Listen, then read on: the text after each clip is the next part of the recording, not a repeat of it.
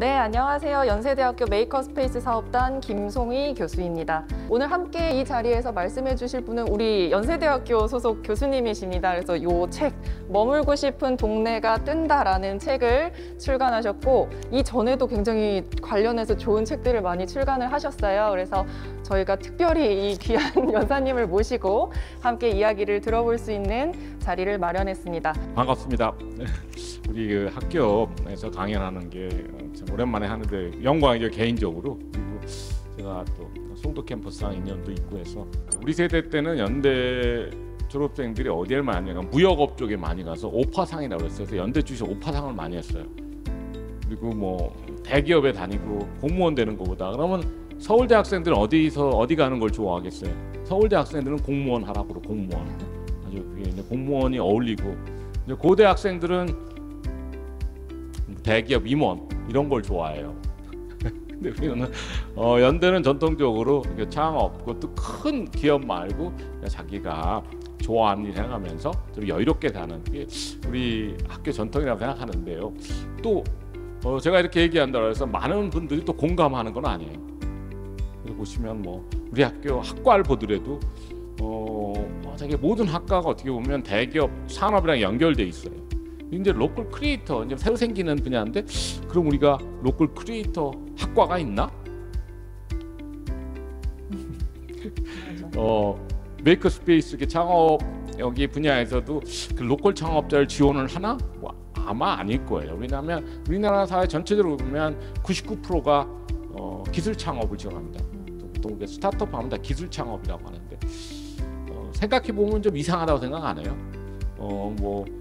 모든 기업이 기술 기업도 아니고 제가 생각하기에는 세계적인 기업들 보면 우리가 좋아하는 기업들 보면 기술이랑 별로 상관없는 기업, 스타벅스나 뭐 나이키나 뭐 이케아라든가 아니면 식품회사 이런데 전반적으로 우리나라가 생활 산업이라는데 라이프스타일 산업 가면 패션도 그렇고 화장품도 그렇고 우리나라가 굉장히 약합니다.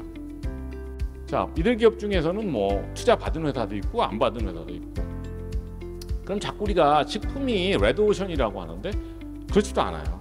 다른 나라 가보면 제가 이제 오스틴에서 오래 살았는데 오래 산 것도 아니죠. 5년 살았는데 제 첫 직장이 오스틴에 있었어요. 그래서 연대 오기 전 오스틴에서 살았는데 그때 제가 있을 때 전 몰랐는데 작은 보드카 회사가 생겼어요. 그게 여러분들 보드카 좋아하는지 모르겠는데 보드카 하면 뭐 스미어노프니 뭐 압솔루트 이런 얘기를 하는데 사실은 지금 글로벌 넘버 3가 티토스라는 브랜드, 티토스 미국 브랜드고 미국에서 넘버 1이에요. 매출이 한 2조 정도 되고 기업 가치는 한 10조가 넘는 회사인데 그 티토스라는 사람이 버트 베버리지, 이름도 베버리지예요. 그런 사람이 그 석유회사 엔지니어였는데 이렇게 술 만드는 걸 좋아해요. 그래서 지금도 여러분도 보면 우리나라도 그 디스틸러리라고 해야 되나 양조 커뮤니티가 많아요. 지금 이제 술 만들기 시작했어 우리가. 그래서 여러분들 원소주 이런 얘기도 많이 들었겠지만 작은 양조장, 정부도 많이 지원해줘서 그래서 뭐 지역마다 커뮤니티가 있는데 이 사람은 오스틴 그 양조 커뮤니티에서 술 만들면서 이렇게 재미있게 취미를 하던 사람인데. 자기 직장이 잘 안 됐어요. 그래서 97년에 그럼 내가 고민을 한 거죠. 내가 뭘 해야 될지. 그랬더니 이 사람이 어떤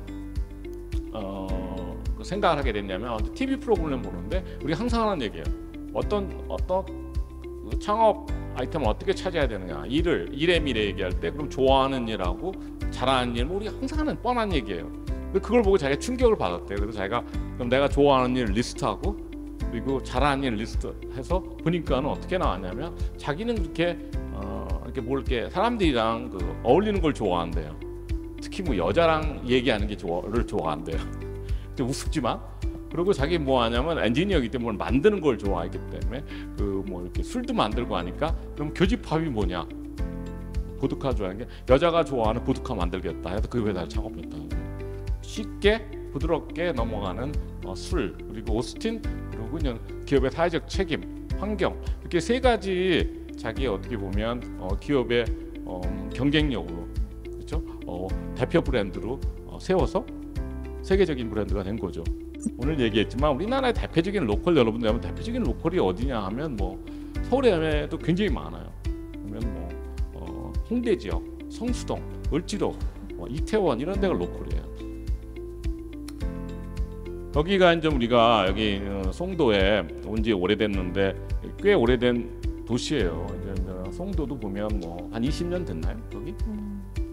여기 뭐 송도 로컬이 있나요? 아니 뭐 인천은 전체적으로 보면 뭐 계양로도 있고 계양장도 있고 뭐 구월동도 있고 인천 원도심엔 좀 로컬이 강한 동네가 좀 있는데 전반적으로 여러분들 로컬 좀 아시면 동네마다 이런 로컬 크리에이터 앵커 기업들이 있어요.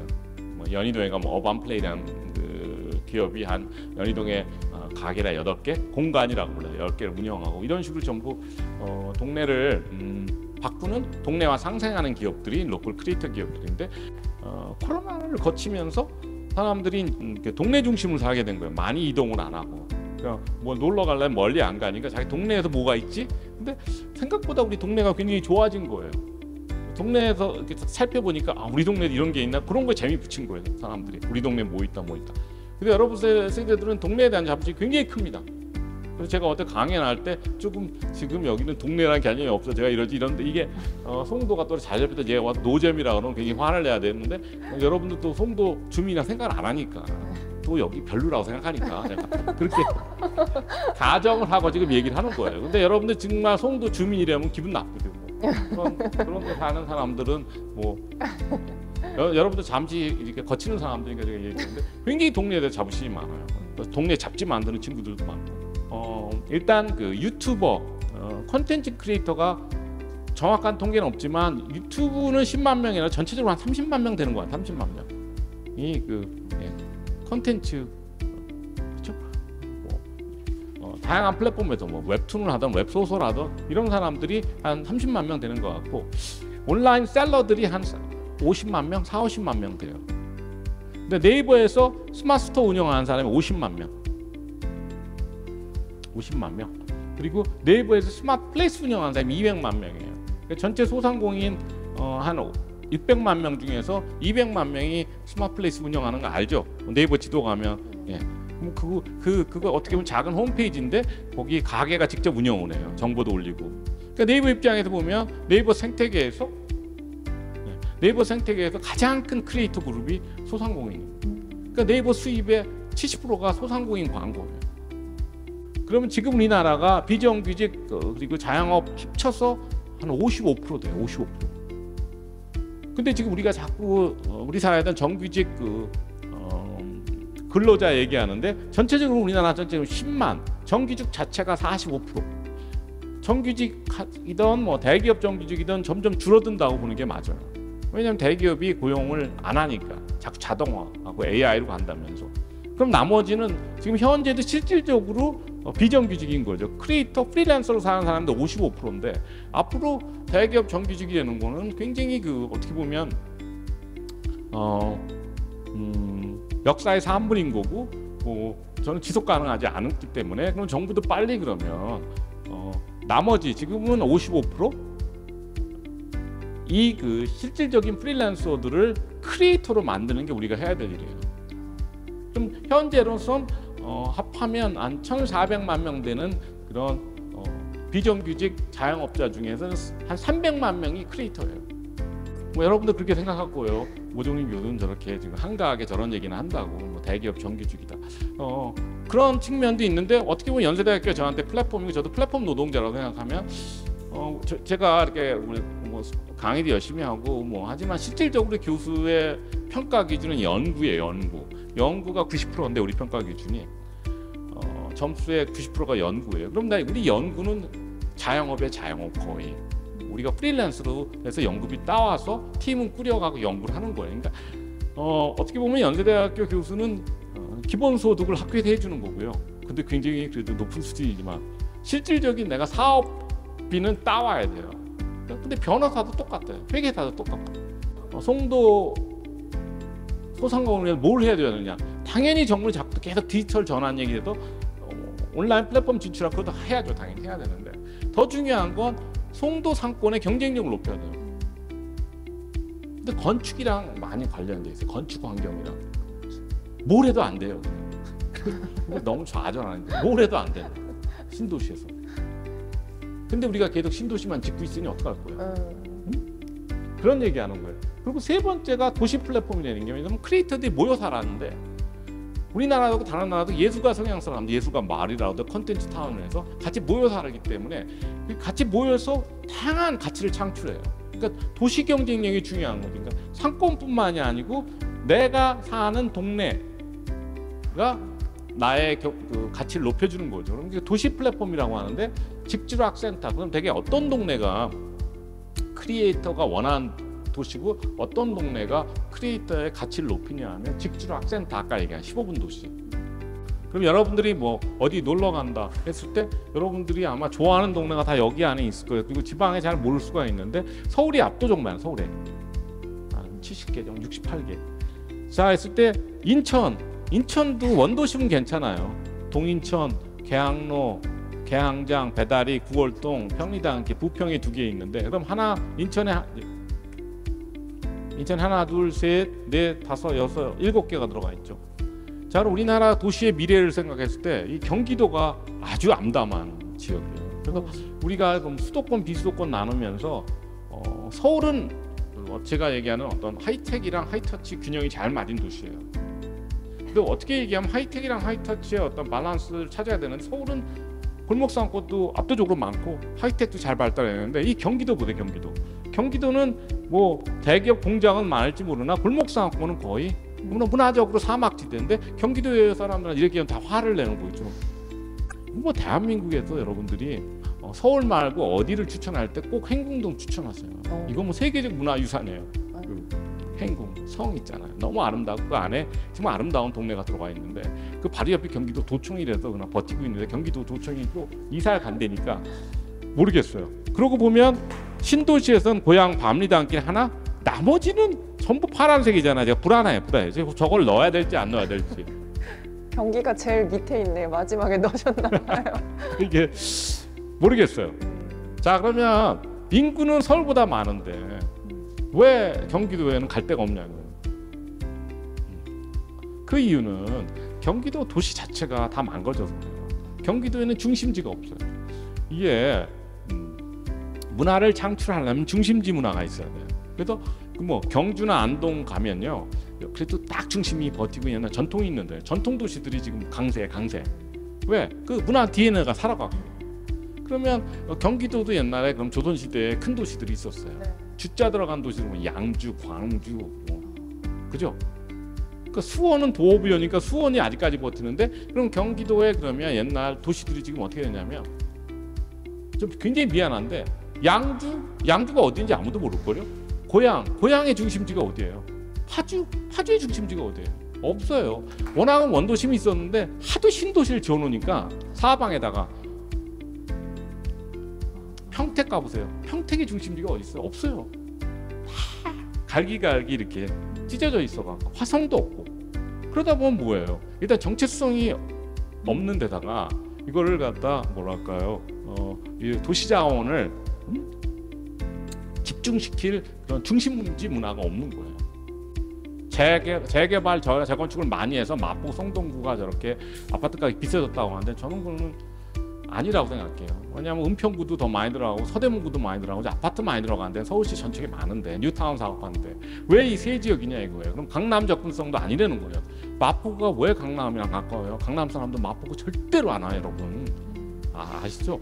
강남 사람은 한남동이 마지노선이에요. 근데 무슨 막 성동구 어쨌든 뭐 무슨 얘기인 줄 알죠? 강남 접근성도 아닌 거죠. 그리고 기본적으로 골목상권 현상이 되는 거죠. 골목상권이 서울뿐만이 아니고 전국을 천지개벽시키는데 우리나라 사회에서는 이게 중요한 현상이라고 안 해요. 그래서 저는 그냥 막 계속 주장을 하는 거죠. 저는 책도 쓰고 골목길 자본론에도 이 얘기를 처음 한 거 2017년에 골목길 자본론. 그럼 제 친구들이 그래요. 우리나라에는 산업단지 자본론, 여의도 자본론만 있었는데 그래도 골목길도 돈이 된다. 여러분 그게 굉장히 중요한 겁니다, 여러분. 그게 중요해요. 지속 가능하려면. 그래서 어떤 동네들이 잡지를 시작하라고 제가 조언해요. 그렇다면 상업 잡지를 만들기 어려워요. 근데 전부 다 많이 지원해줘서 시도는 할 수 있으나 그냥 블로그라도 운영해서 동네 콘텐츠, 동네 브랜드를 공부한 다음에 그러면 그렇게 되면 다 편집자를 운영하려고 그래요. 동네 브랜드 모으려고 그래요. 그러다 보면 부족한 게 보여도 직접 제조를 합니다. 또 여기 그 로컬에도 큰 기업들은 대개 이 경로를 통합니다.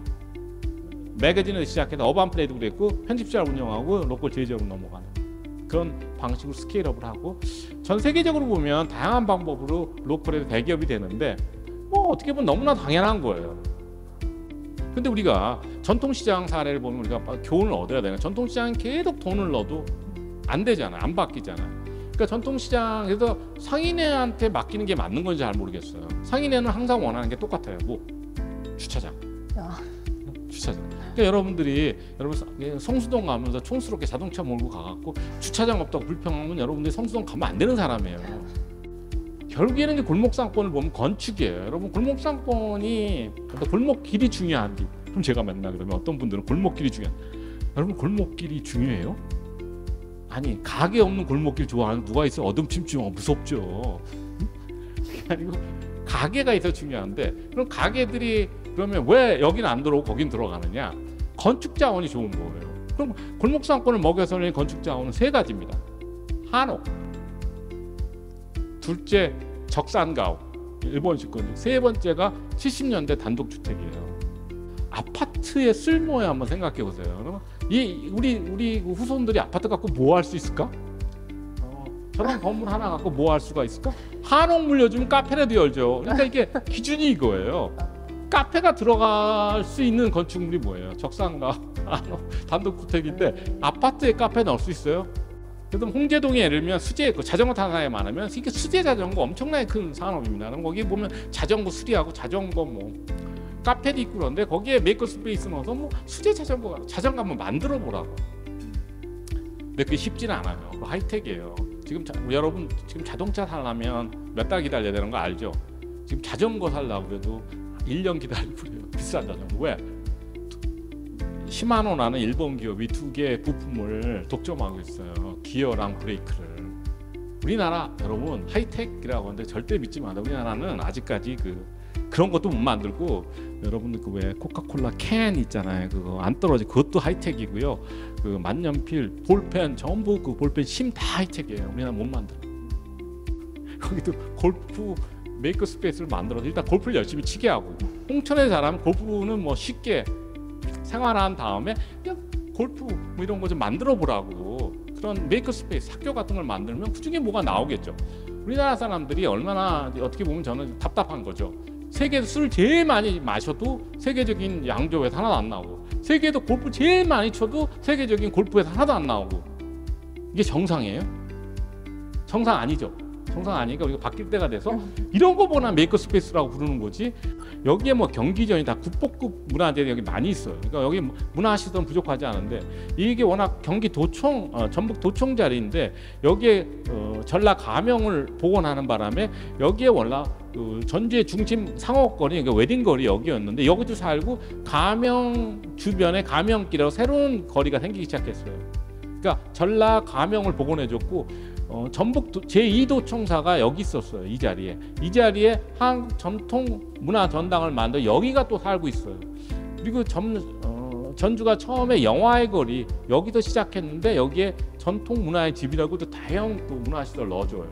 여기인데 여기가 갱리단길인데 정부 사업이랑 관계없이 경기당이가 한옥마을이 먼저 뜨고 그다음에 갱리단길이 때문에 양측으로 전주 원도심 전체가 관광지가 되고 있어요. 여기 전주시청 노송동 여기는 서서학동 여기 건너편 여기도 또 국립무형문화원을 얻어갖고 서서학동이 예술마을이 되고 이게 전주 전략은 전주가 제주가 좋아요. 무슨 제주가 좋은지만 동네마다 국립미술관을 박물관을 유치한 거예요.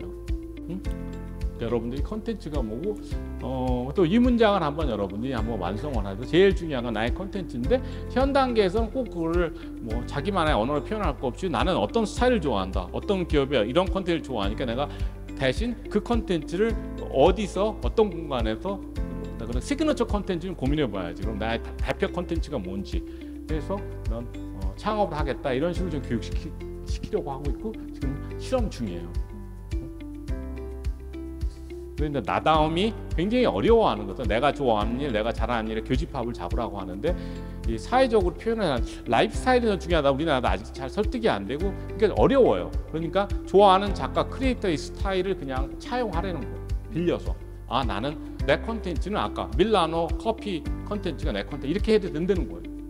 네, 저희는 사실 교수님 말씀하신 것처럼 거의 기술 창업을 지원하는 것 위주로 많이 조금 알고 있고 저희가 그거를 쉽게 할 수 있겠다라고 생각을 했는데 오늘 정말 좋은 아이디어들 많이 주셔가지고 저희가 기술 창업뿐만 아니라 이런 로컬 창업도 한번 지원해 볼 수 있도록 정말 창의적으로 뭔가 만들어 보고 활동해 보면서 이 로컬 창업까지 이어지게 저희가 또 한번 그런 쪽으로 방향을 전략을 함께 계획을 해봐야 될 것 같습니다. 제가 뭐 활동하면 우리나라 전체 그 지금 시스템 구축하는데 제가 이제 국정과제 올리는데 거기 참여했고 각 지역마다 때가서 제가 설계를 하고 있어요. 교육과정도. 근데 정작 연세대를 위해서 하는 일이 거의 없어요. 우리 학교에서 어떤 로컬 창업 교육과정이라든가 이런 쪽에 관심이 없다고 저는 생각을 해서 가정을 해서 때문에 물론 당연히 학교 창업에 관심이 있으면 저야 뭐 구성원으로서 열심히 도와드려야 돼요. 네, 아유, 감사합니다. 오늘 이렇게 강연 와주신 모종린 교수님께 한 번 더 박수 드리면서 오늘 특강 마무리하도록 하겠습니다.